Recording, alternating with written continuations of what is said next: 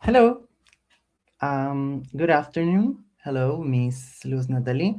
I'm Arturo Torres. I'm a master's student in English language teaching. In this video, I'm going to talk about the influence of the first language on second language learning. This presentation is based on the reading number two, and I will explain the English as a foreign language, English as a second language, and the point number three is how the first language influences in learning English. And the next point is common problems caused by the language number one. In this case, is Spanish, and challenges that I've seen in my own classroom as a teacher, in my own experience.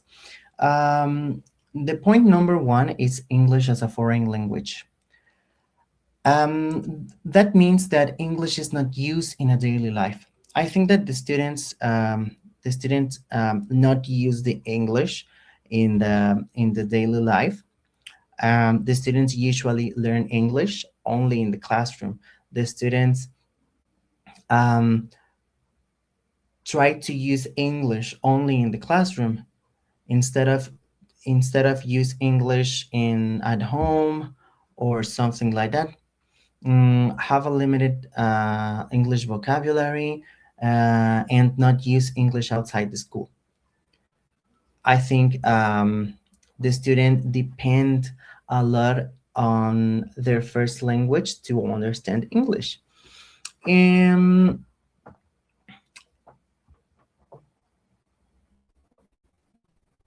in the point number two, English as a second language means that English used in society.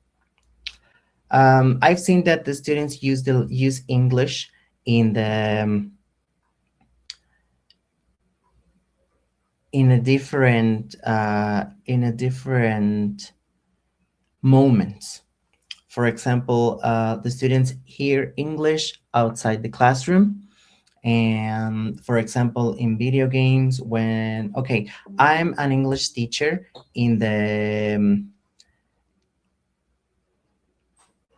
elementary school in third grade, and I've seen that the students use the English when they play video games, for example, Minecraft or something like that, and the students' English through interaction in these video games. Um, I think it's very important because the students can get more vocabulary in these video games, and they can use this vocabulary in the classroom, because sometimes I can see that the students use that vocabulary in the classroom during the class. And the next point is how language one, in this case is Spanish, influences in language two learning. In this case, English. According to the reading, the Spanish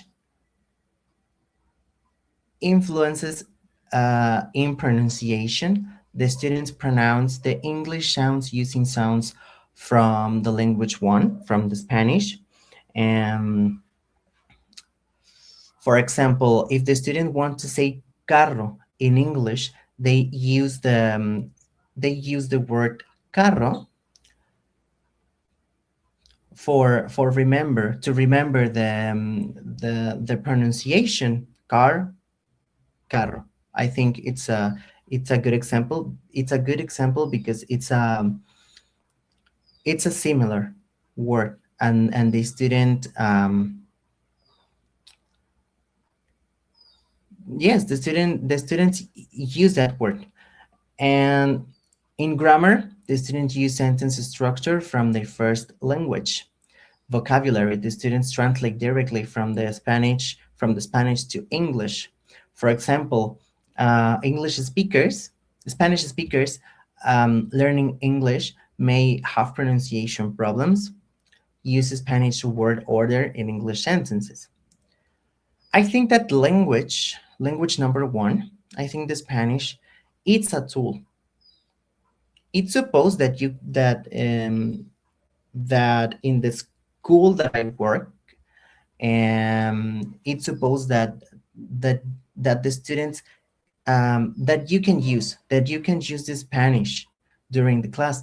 And actually, I try to use English in the classroom.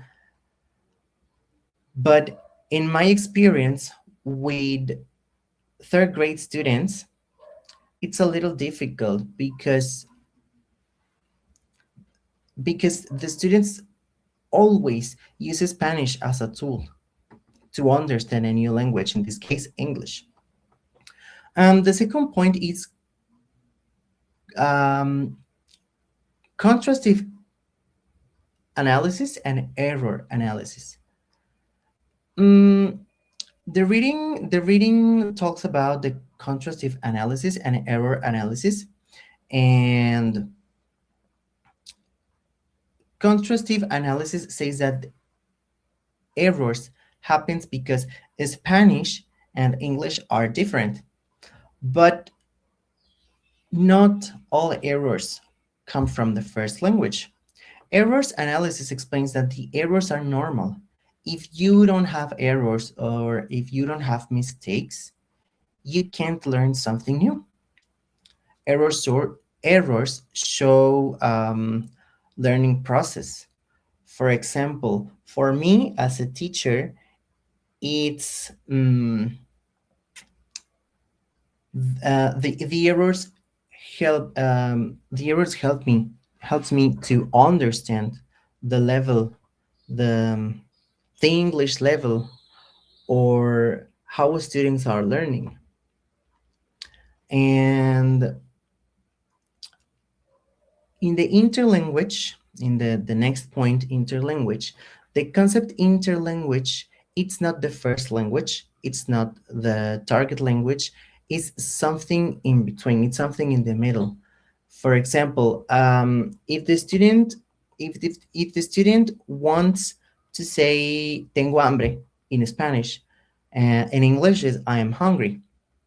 But interlanguage in the intermediate part, sometimes the students use, or the student could use the sentence I have hungry. That show that shows that the student is trying, it's trying to communicate, it's trying to say something. and and the student is using the word have because the student knows the meaning of the word have.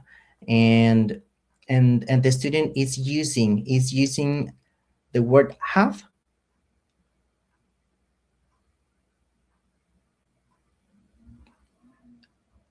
to communicate that the student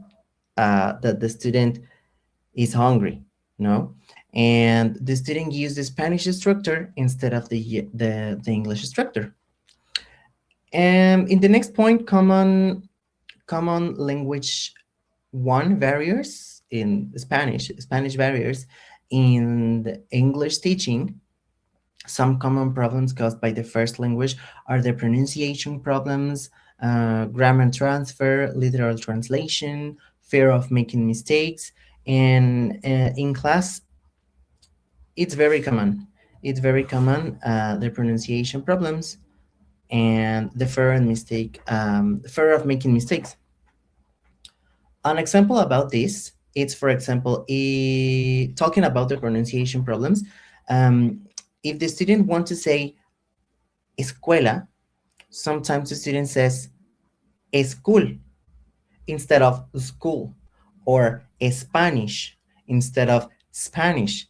Here we have a pronunciation mistake, but actually I can understand. I can understand. Um, I can understand, but it's a pronunciation mistake. And the challenge I have seen, as a teacher, I've seen Several challenges related to Spanish and language learning. For example, the students always feel more comfortable speaking in their first language, in Spanish. For example, sometimes I have some students that when they are going to the restroom, and the students say "Puedo ir al baño," and I always say to the students that I need that they try to use the English in this case. For example, may I go to the bathroom, or may I drink water, or something like that. And they are afraid of making mistakes in English. This is very common because when I'm trying to explain something topic or something like that, and I want that the student participate during class, um, normally the students say, "Oh no, I can't participate because I'm not sure about my answer." And this is very, very, very common in the class, and they depend too much on translation. I have noticed that students understand better when English is used in context. For example, when the students say, "May I drink water? May I go to the bathroom?" etc. And when they practice the speaking, and errors are part of learning. It's very important that the student understand that the errors are part of learning. If you don't have mistakes, you can't learn something new. And language learning versus language acquisition. In the video, language learning versus learning um, acquisition explains that learning is formal and conscious. When you are learning something, you are aware that you are learning something new. And acquisition, it's natural and conscious to get a new language. um, I think the context is important. When the student use English in real situations, they acquire the language more effectively, because um, the student is using the English, and probably the student could learn more effectively because the student is using the language in the real situations. And okay, in conclusion, the first language, it strongly influences second language learning. Language one, the Spanish, can be varied, but I think that also you can use as a support, because if you want to explain something, and the student doesn't understand that explanation, you can use the Spanish. You can use the Spanish to say something, to say something, because as a teacher, you want that the student understand. Errors are natural and necessary. If you don't have mistake, you can't understand something new, because you can learn about your mistakes. And the teacher must understand how Spanish and language interact. That's all for my presentation about language one, interference in English language teaching and learning. I hope you enjoyed this presentation, and thank you so much. Have a great day, Miss. Bye.